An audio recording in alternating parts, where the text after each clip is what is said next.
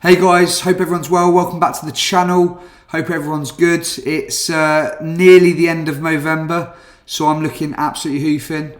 And to be honest, sometimes I grew my facial hair outside of November just to wind the missus up, to be honest. Since leaving the Royal Marines, you know, sometimes it's hard in life to find that same exhilaration, that same drive, you know, like the hunger and the passion. And winding the missus up with my facial hair is just one way of sort of fulfilling that a little bit. So let's see what happens. Maybe I'll keep this for the next year or so. Today we are talking about the 5 lessons that I learned from the Royal Marines.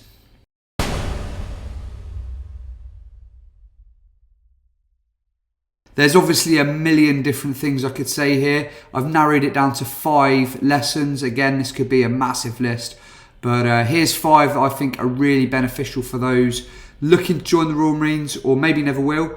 And even for lads who have been in the Royal Marines to go, yeah, I agree, or no, I don't agree, you're a toilet. So first one is hard work is more important than talent.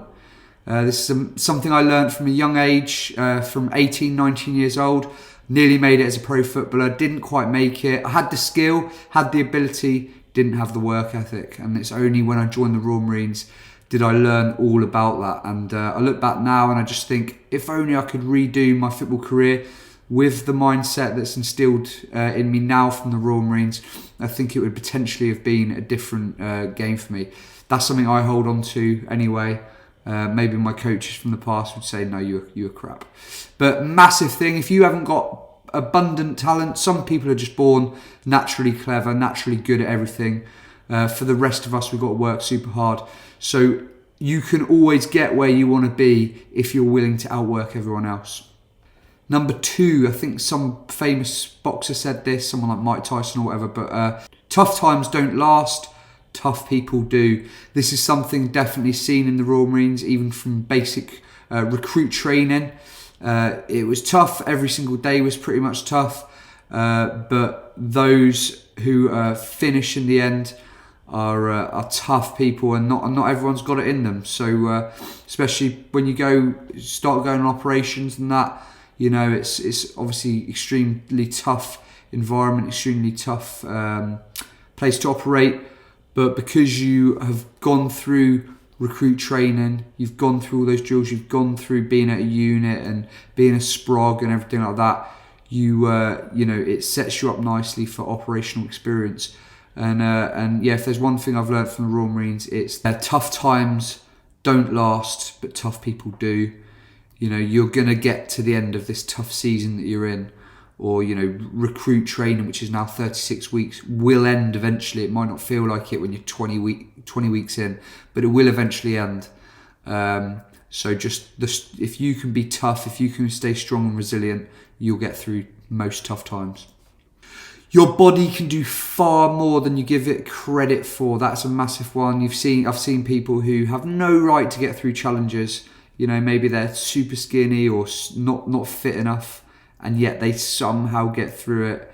Their mind drags their body through it, and your body can get through far more than what you give it credit for. I think scientists say that we only use sort of 10% of our ability, which is scary, really. But and those elite athletes, those at the top of the game when it comes to soldiering, etc., they have worked out how to tap into more percentage than the rest of the mere mortals walking around this planet.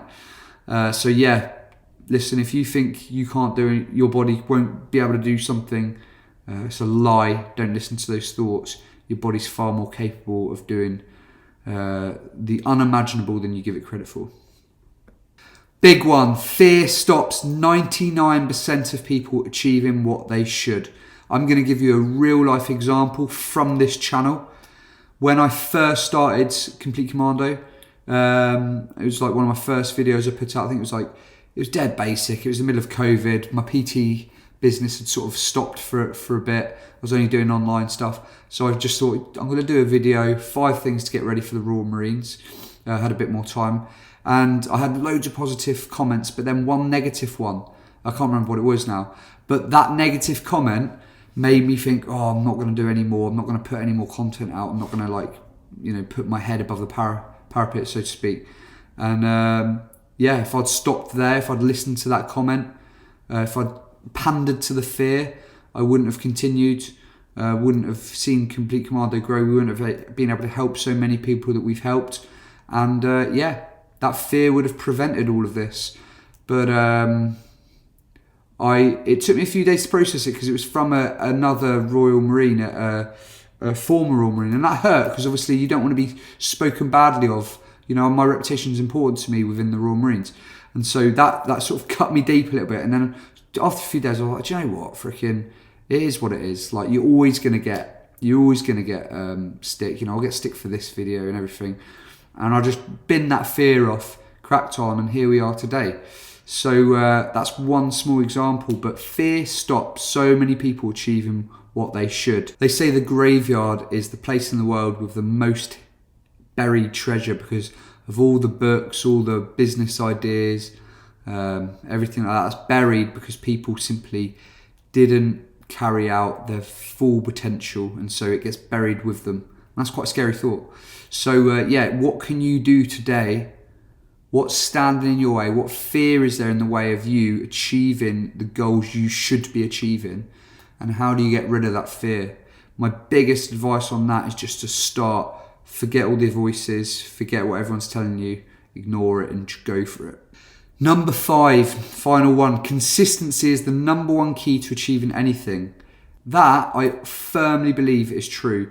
Being consistent. If it's no good you go into a gym for 2 weeks, smashing yourself twice a day, eating the perfect diet, doing your mobility, doing your research into the correct training, but you do it for 2 weeks and then you have a week off, or you have 2 weeks off, or you go on a lad's holiday and then you forget about it for 6 months, and then you come back to it and you bang it out for another month. The best athletes, the best soldiers in the world are the most consistent.